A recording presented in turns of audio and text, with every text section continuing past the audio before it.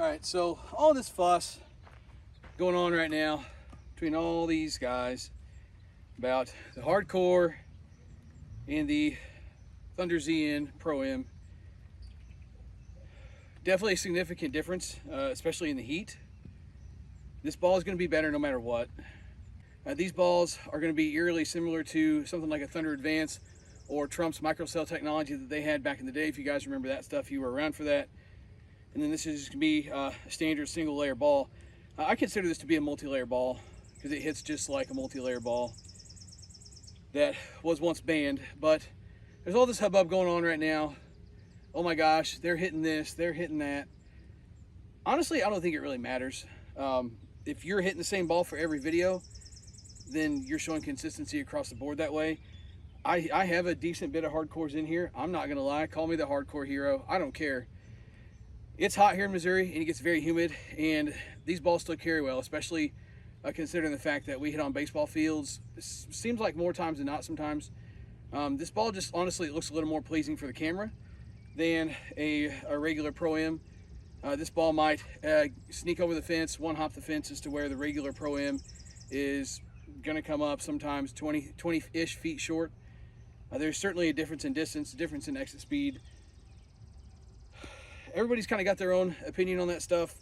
I just want to show a hardcore versus a regular Pro-M, just for the science guys at home, since I got the radar out. The radar is good for comparisons, not good for reviews. That's my thing with what's going on with the game right now as far as reviews and stuff goes. You got guys swinging for numbers with radars with a specific bat, but a lot can vary day to day between temperature and the balls that are used and the hitter, how much rest did the hitter have. To me, there's too many variables to go into to compare a radar number from say this review that you guys are going to see soon to something that got swung 2 or 3 weeks later. You know, there's too many variables between that period of time. Now, if you're going to swing them side by side, that's a different scenario. But if you're swinging them weeks apart and then trying to compare those numbers to make a conclusion, I don't feel like that's a fair comparison. So to me, the radar stuff is good for like live comparison, not so much dating back bat to bat over a period of time. So I hit a handful of Pro-Ms just to kind of illustrate a little bit of the difference. I even have some BP rockets in here I might throw in.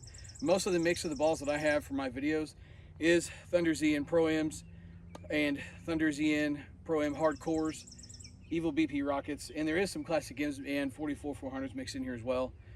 It's nothing crazy. I might have 1 or 2 white balls that are some old blue dots. It's just like a 47-525, but dude, honestly, they're so old, they hit just like a 44-400. That's kind of why I leave them in there.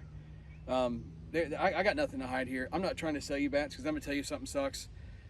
One thing that I could get on a tangent about is sometimes it seems like if you can't sell it, they won't review it. Or if it's not good, don't review it. Like, we only want to cater to something we can sell. I've said, hey, you can use code BPHero at headbangersports.com for whatever bat. Might not be for me, but maybe it's for you. You know, it's a product review, and I feel like there's at times where a fine line can get drawn between review and promotion. Rant over, let's go.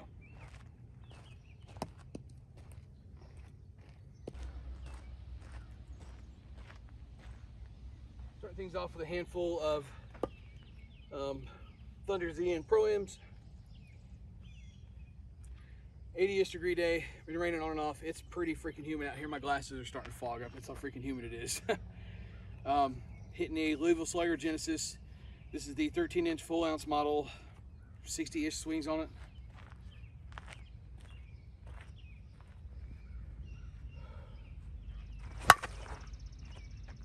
So one quick thing I want to mention here. Yes, I understand that myself and the field are out of focus. This is just for the radar purpose only. To me, it's really irrelevant where these things are landing, what they're going, what they're doing. I want the focus to be on the radar for the sake of this experiment. I hope these are decent radar numbers. I cannot keep the ball down to save my life today. The radar likes the ones that are a little flatter.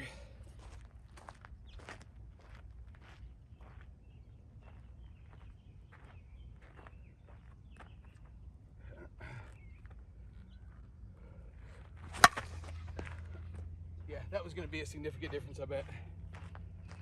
But to me, like, that's not a usable number.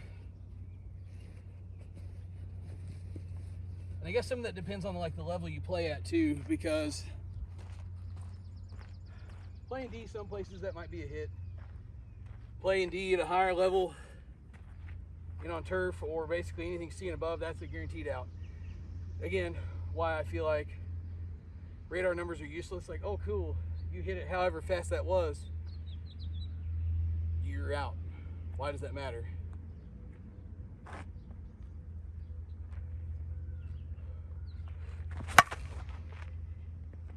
Okay.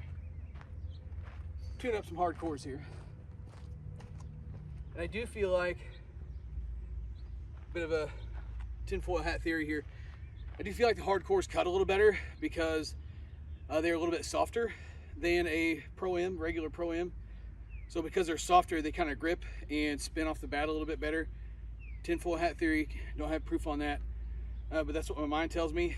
So there's a decent chance these might be 5 or 10, however many I'm doing here, pretty quick swings, just to demonstrate, because the radar likes the cut flat trajectory, and these are going to cut pretty well, I bet.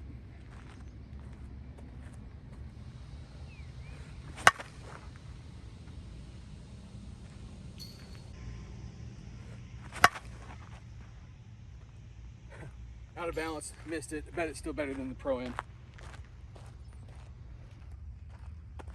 These balls truly are silly and can take the bat out of the equation a little bit.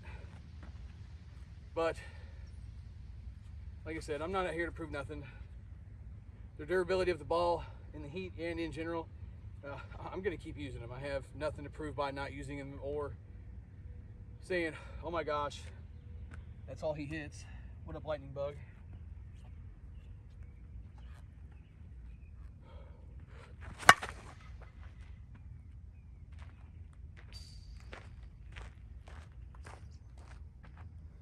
See if I can get one low here.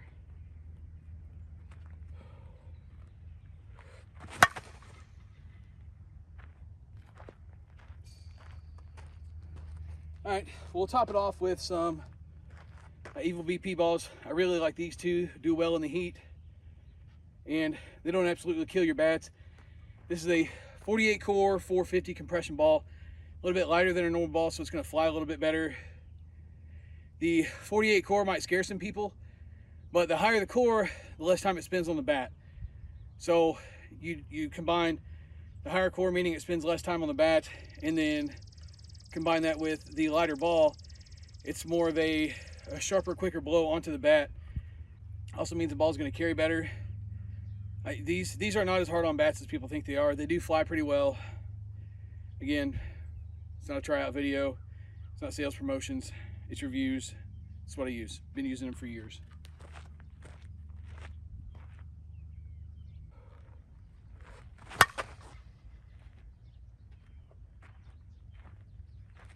Second fence dialed in today.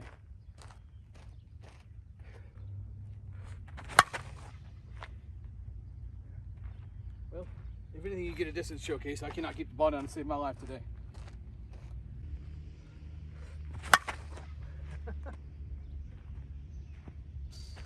I promise I'm trying to keep him down.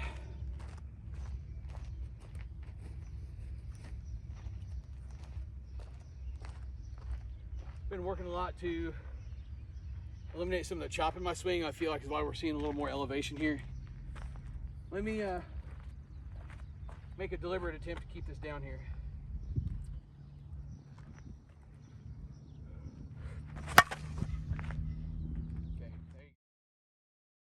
Okay, so coming in with speeds of 84, 90, 86, and 92. You can see the standard Thunder ZN Pro-M came out with an average of 88 miles an hour. Now, let's look in comparison at the Thunder ZN Pro-M Hardcore. Literally just 4 swings in a row. Didn't even have to get the 4 best ones. I already knew what I was getting because I knew what I was dealing with.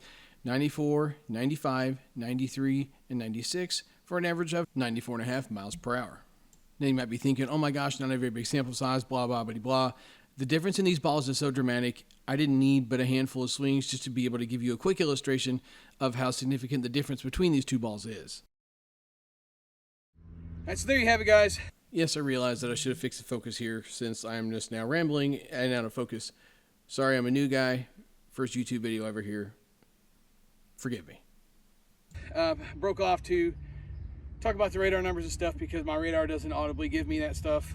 Don't want it to. I'm not swinging for numbers, I'm swinging for consistency.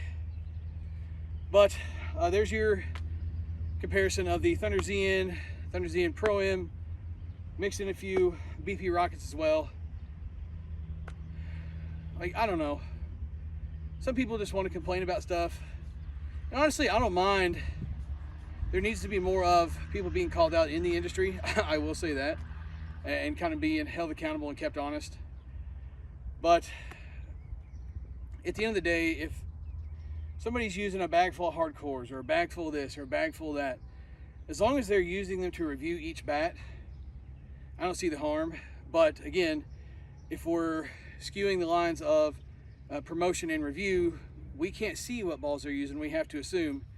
So sometimes when things throw up a red flag, that's why I don't invest a lot in radar numbers unless we're swinging two bats side by side. I know kind of the hot topic is some exit velocities that were put up with an ASA axe. Easy way to squash that: swing that ASA axe, those same balls, with two different ASA bats. I'm not talking two different axes, with an axe and an Easton Alpha or a Monster or something like that. Show us that if you're trying to put credit on your name, or just using radar stuff in general. It's too subjective to want to invest too much in one bat, one radar number for one video. So when it comes to this, I'm doing a ball comparison, so the bat is completely irrelevant. But if I was comparing bats like you're going to see with the Easton Alpha video coming up, the two bats is where the radar comes in handy. We get off my soapbox here, get picked up. Got a date with a smoking hot wife. So that's what I'm going to do. Get these picked up, go do that, get these videos cut up. We're back on the grind here, been busy with life and stuff, but we're back. We're going to get this thing going. My favorite YouTuber is out of here. BP Hero, catch you next time.